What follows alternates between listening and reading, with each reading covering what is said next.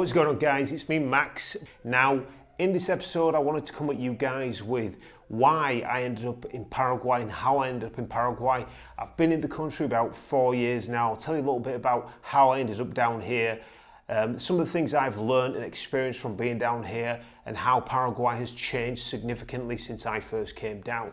Now, I was in the Philippines during the first part of the pandemic in 2020. I was over there with my brother. We were attempting to set up some business, and we'd been having a number of meetings with lawyers.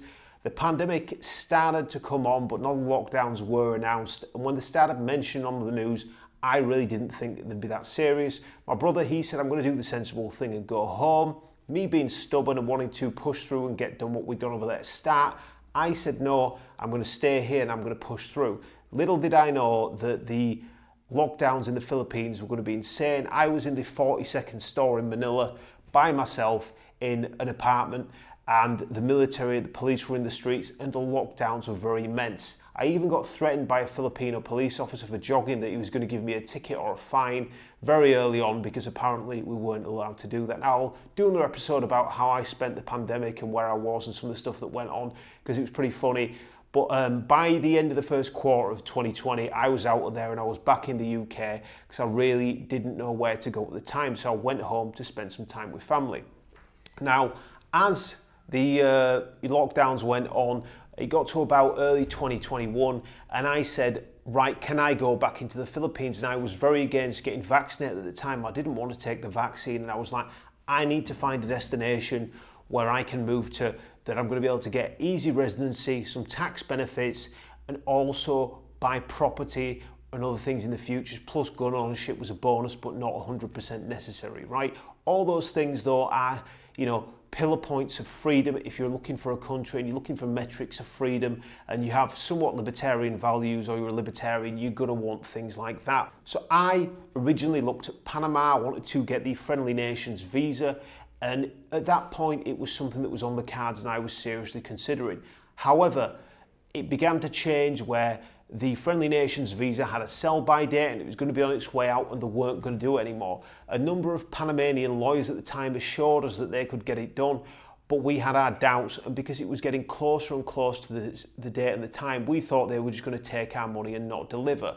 So what I ended up doing is looking for other destinations with no foreign income tax, the ability to buy land, and a quick and easy residency, and also a destination where I could work with our clients both in the US and in the UK, because it had always been a challenge when I'd done bits in the Philippines with the American market previously, and we were going to be getting more heavily invested into that market with American clients.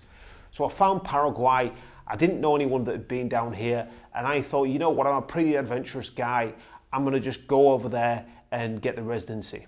So I got on a plane, came to Paraguay in the second quarter of 2021 by myself to get the residency and move over there, much to a number of my family members' dismay, because at that point Paraguay really wasn't on the map like it is now. I mean, now Paraguay is one of the top 3-4 destinations for digital nomads globally, but at that point it was a pretty unknown spot on the map, and there wasn't a ton of content about this small nation in the heart of South America.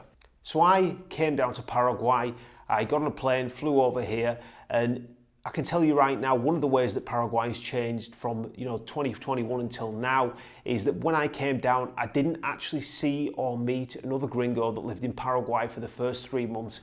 And at the time, my Spanish was extremely weak, so I could barely communicate with anyone, and I was literally stuck to just ordering coffee. So the first few months were pretty lonely. Also, there wasn't as many like high-rise or developed buildings like this massive construction boom that's been going on in Paraguay since.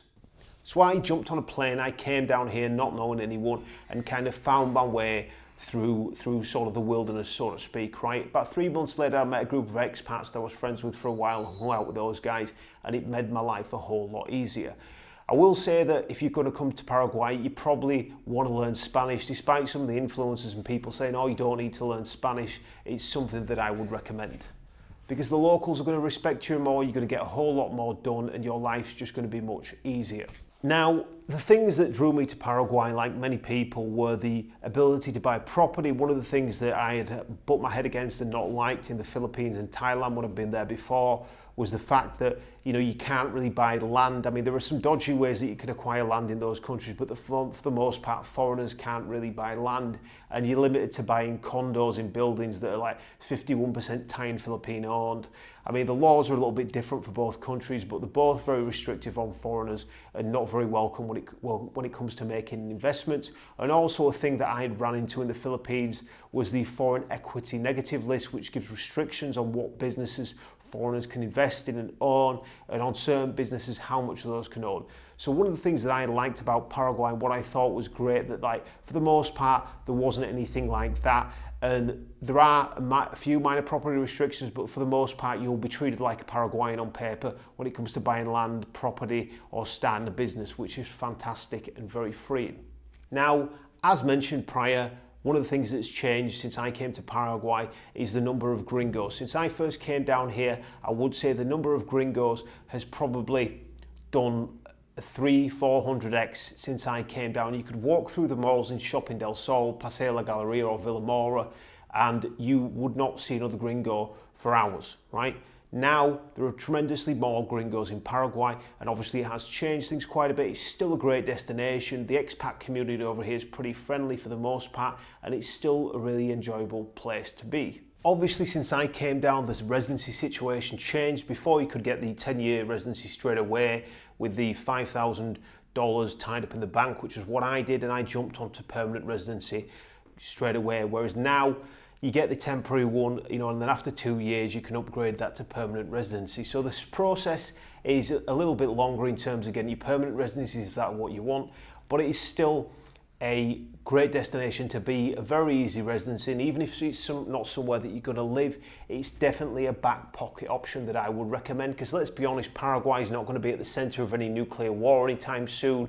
They produce a surplus of energy with a hydroelectric dam, which means electricity is plentiful and cheap, and the people are absolutely lovely, very chilled out, very relaxed. And some of my favourite people that I've encountered on my travels across the world. I can tell you right now, I have never had any issues with any of the Paraguayans, and they have been some of the most welcoming people, where you actually feel like they want you to be in their country and they welcome you with open arms. So as you guys can see, Paraguay is still a great destination to move from. It's still an excellent place, and it still offers a lot in terms of giving you things as a country.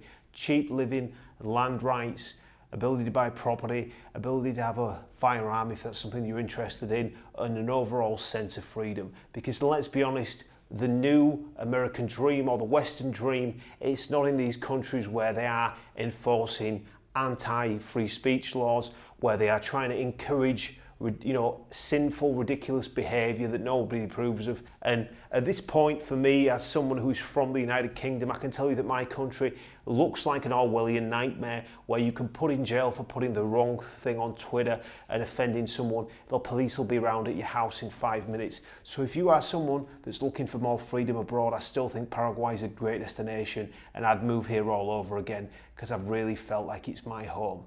So anyway guys, I thank you for tuning to the channel. I thank you for watching this episode.